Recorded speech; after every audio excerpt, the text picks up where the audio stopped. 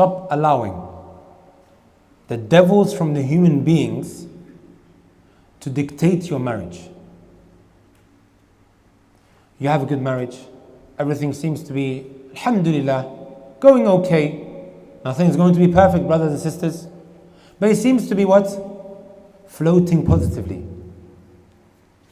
Some female devil comes along, starts whispering in the wife's ears, and starts talking to her about how he could be doing this and how he could be doing this and that and whatever have you.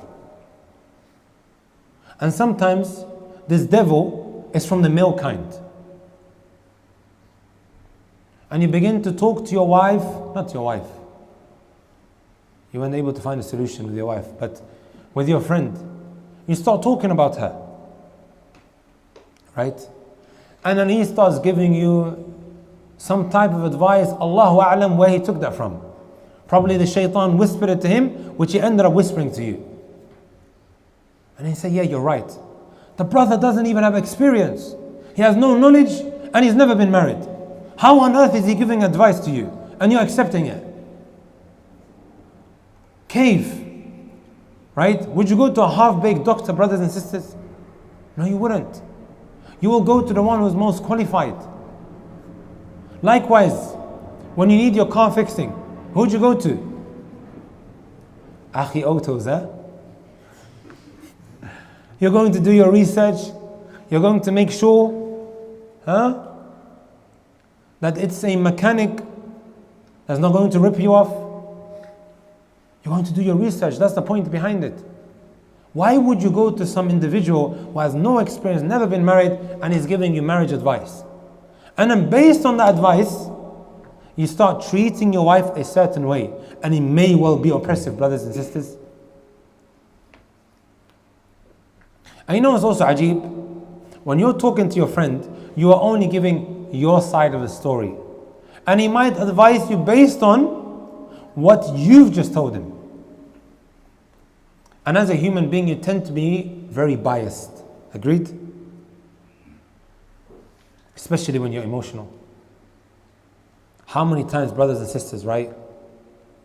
Did a brother message me saying his wife is like this and like that, and I'm trying so hard to block away everything that he's saying. Because as someone who's now going to sit down between the husband and the wife, right? I have to be fair and unbiased. And when someone now is blabbing in your ear, it could affect your judgment. And I'm saying to him, Akhi, listen, we'll sit there with her and we'll deal with it accordingly. And he's like, she's very manipulative.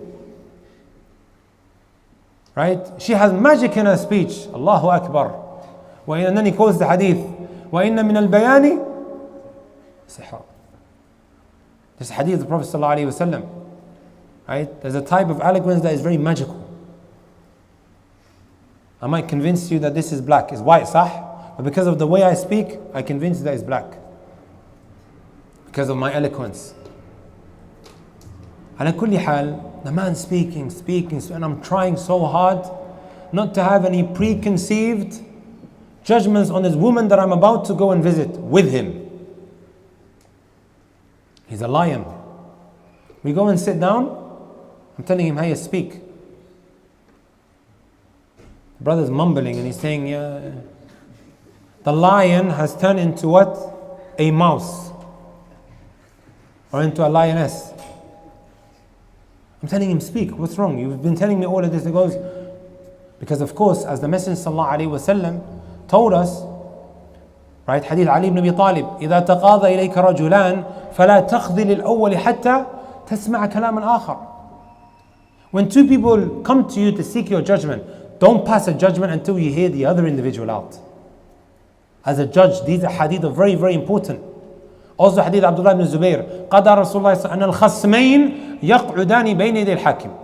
Prophet ﷺ judged that both the defendant and the claimant, they go and sit in front of the judge.